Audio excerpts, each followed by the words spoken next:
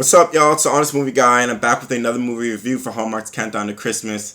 Today I want to review one of the movies from this past week. It is called Christmas at the Plaza, made this year, obviously.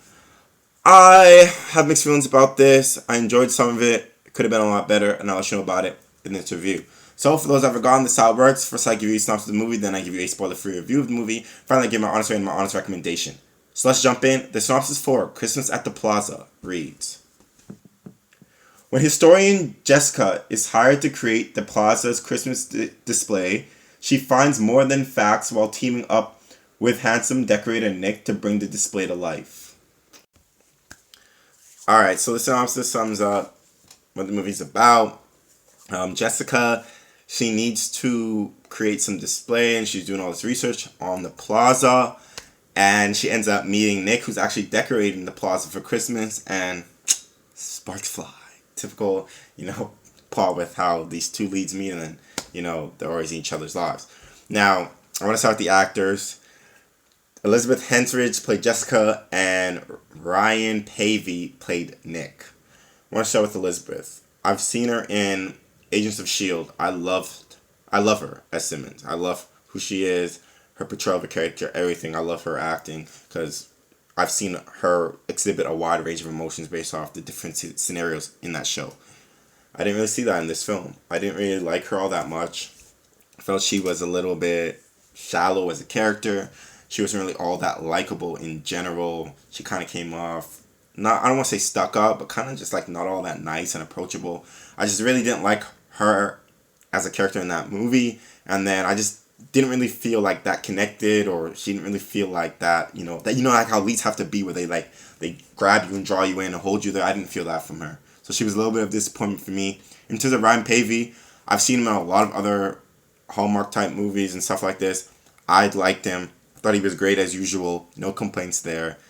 He was likable. He was funny. I don't know. He was just good as usual. No complaints in terms of his portrayal. Them together, I thought they had decent chemistry. Right off the bat, when they first met, the chemistry was nice, and then it kind of continued from there. I do feel that like it could have been better, but maybe the actors just weren't the best pair for this, but I do think they did have decent chemistry. Now, in terms of the plot, I liked the whole angle of, trying to figure out the history behind the Plaza and all that, and with the different ornaments. I liked that. I felt like it was a good little story to, support the romance throughout. But I do feel like it wasn't the most interesting story. I feel like there was points in time where it kind of lost you and lost your attention, and then it would kind of pick it back up, and then it was kind of gone again.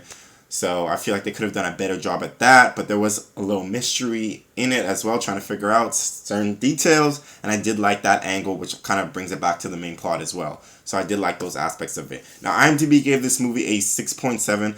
I'm going to give it a 6.4. I don't think it is as good as a 6.7.